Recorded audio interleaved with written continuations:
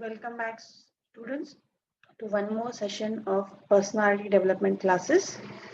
In our last two classes, we have discussed about the various determinants which influence personality of an individual. So those determinants include, to have a brief recap, those were genetic, biological, physical, and intellectual determinants. So each one have a direct and indirect impact on the way we behave, uh, the perception, our attitude, and so on. So in our today's class, we will move on to the next determinant of personality, which we call it as emotional determinants. So we'll go into the details of this. So emotions. So emotions is the feelings of an individual which have been steered upon because of some external stimulus. Okay, so if you look at around us or in history, whatever good and bad has happened in this world or happened to the world or happened to the people, it is because of the positive or negative emotions, or you also can as favorable and disruptive emotions. So if there is any disturbance in our feelings, in our mind, it will have its repercussions both positively and negatively. So if you talk about positive emotions, those are empathy, modesty, empathy, love, then joy, happiness. All these are positive emotions. On the other hand, negative emotions or disruptive emotions include jealousy, hatred, anger, stress, and so on. So, based upon which external stimuli has steered upon your state of mind and how pleasant or unpleasant it was for you, the emotion will be positive or negative.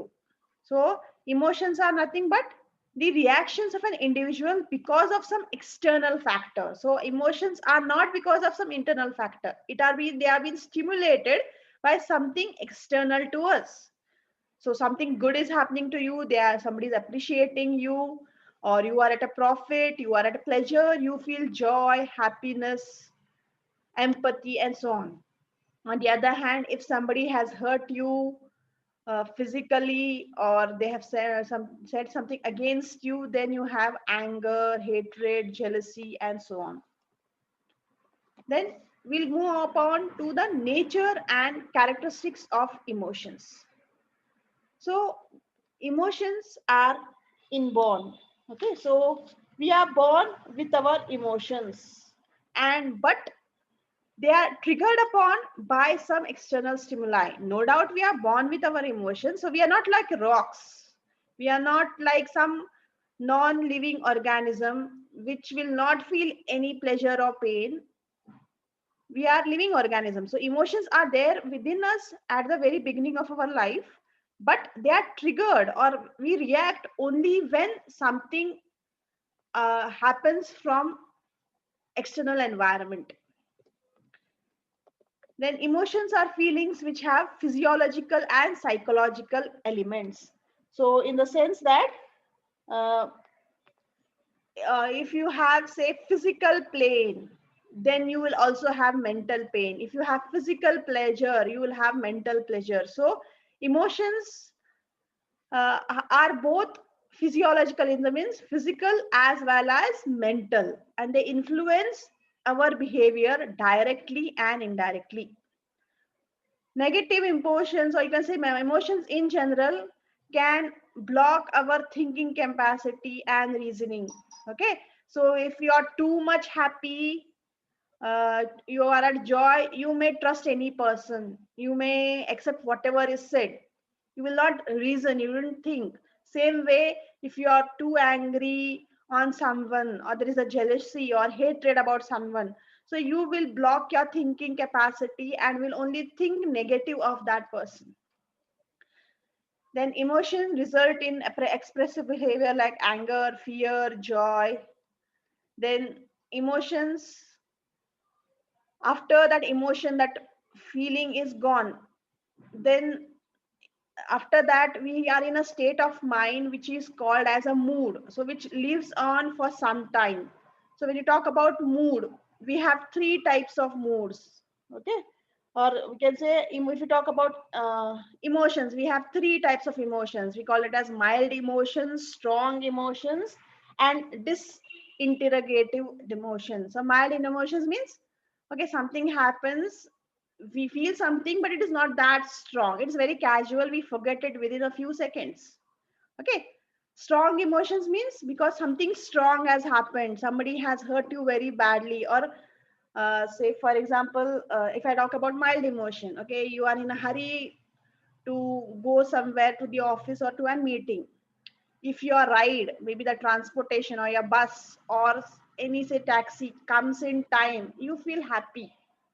But that happiness is not like getting a job or buying a car or something else which will make you really happy. So it is a mild emotion. Okay, you went in time. So that's end of it. You have a mild emotion. Okay, I'm happy because I'm in time. That's it. It's a very mild emotion. It doesn't stay for long. It doesn't have a mood as such. Okay. So on that other hand, strong emotion.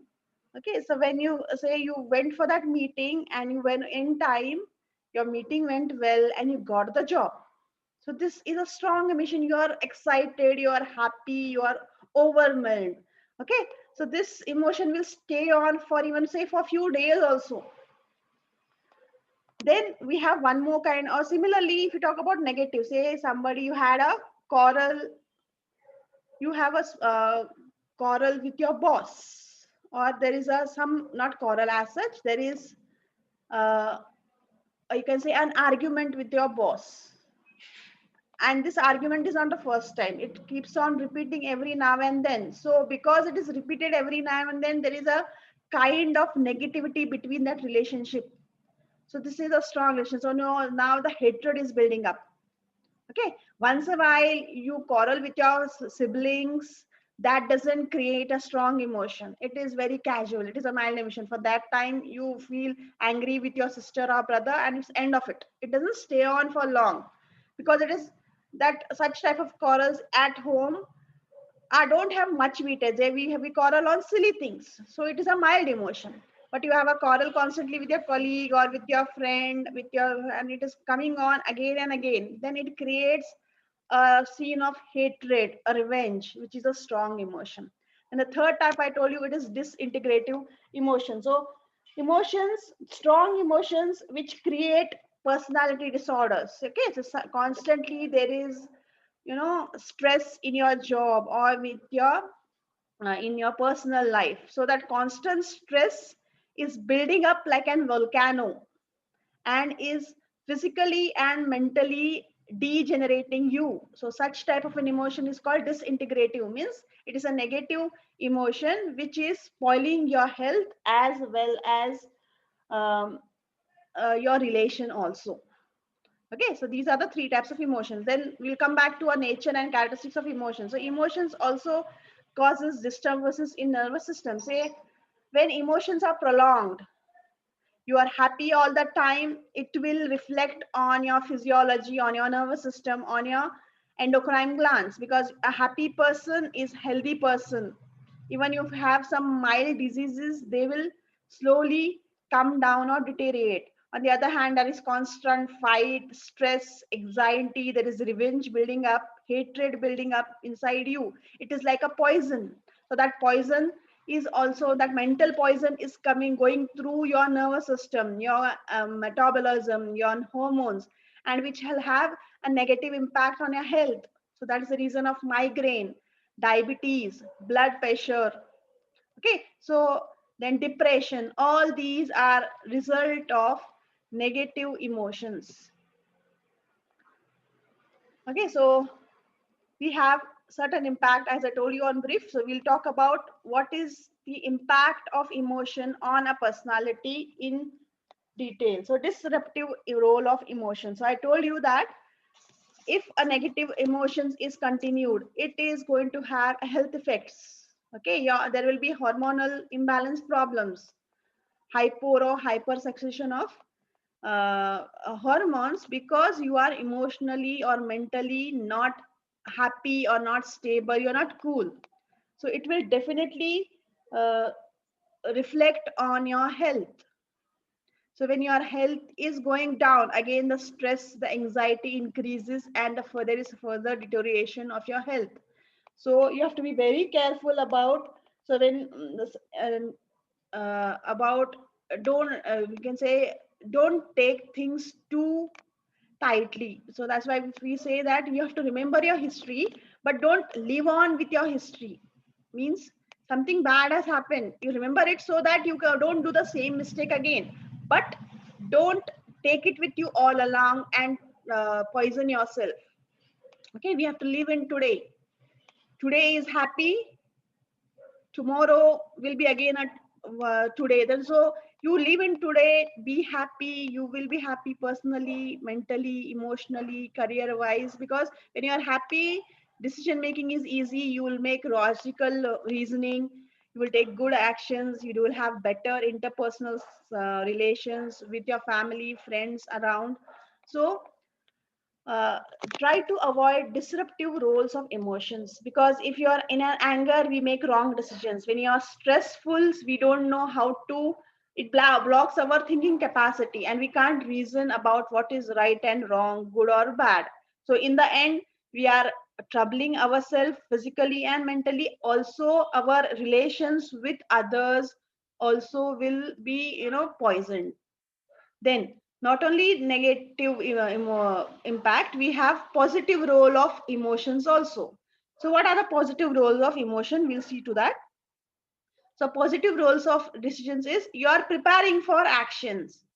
Okay, so say for example, I'll take a very simple example. You are passing by and there is a steered up dog who is just staring at you and is ready to bark. So what you can see, seeing that dog, you understand that that dog is in a very bad mood. So I have to take a defensive action.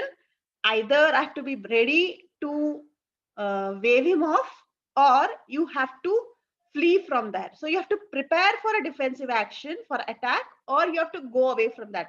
So emotions will tell you about how to react, how what actions you can take. Say for example, at a workplace, okay, your colleague is in a bad mood, or maybe that person has a bad day, and that is being reacted over you. So instead of you reacting back in the same way, you can take your cool and try to subsidize the stress in that event or within those people. Then emotions can help you in shaping your future behavior. Say for example, you had taken a very bad decision in a bad mood, or you had reacted very badly, so you can remember that the same mistake cannot be repeated, will not be repeated in future.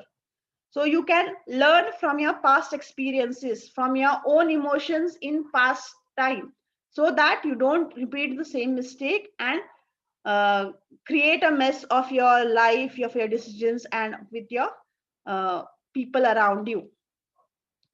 Then it helps you to interact more effectively with others. So I told you before, seeing the mood, you have to use your intellectual abilities and try to minimize the stress level. So the opposite person's mood can be reflected on the way they speak, on their faces, their eyes. So seeing that, we can take uh, immediate actions about whether to be defensive or attack, or to minimize or create a humor out of it, so that you and the other person and the total environment around is cool. Then emotions such as joy, love and affection are you can say they are like medicines, or you can say they are like amrit, right? So they reduce stress and anxiety, so they create a positive aura around you and make you and the people around happy, less stressful and joyous. So the constant therapy of joy, laughter is always helpful. Then the third one is third impact of personality is emotional deprivation. say for example, at the young age, if people are being deprived of, I mean, I say deprived of, if they're not getting the proper love, care of their parents at the very young age, these people will be emotionally shaken, because nobody has loved them. So there is a kind of negativity in them. They may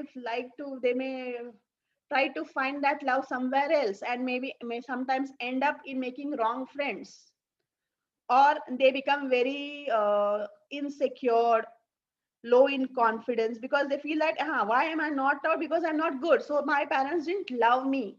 So that's the case, they may feel insecure, or they may be over motivated, or very angry, in a bad tone, always in a short temper. So if you are being deprived of the basic emotions at the young age, that will also have an impact, negative or positive, depending on that person. Some people who have had a hard times at their childhood have become very great personalities, positive personalities. On the other hand, we have criminals, and you can say negative people, because of their bad childhood. So it's upon the environment and how you take it, how you react to the external stimuli, that emotions will make you a good or a bad person.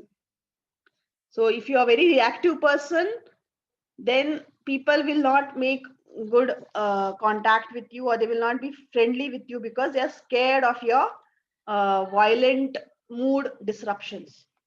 So this is all about emotions and their impact on personality. So any doubts, please raise your comments. So I will see to it that they are solved immediately. So please like, subscribe, and comment to my channel, so that you get further notifications. So that's all for today. Have a good day. Bye.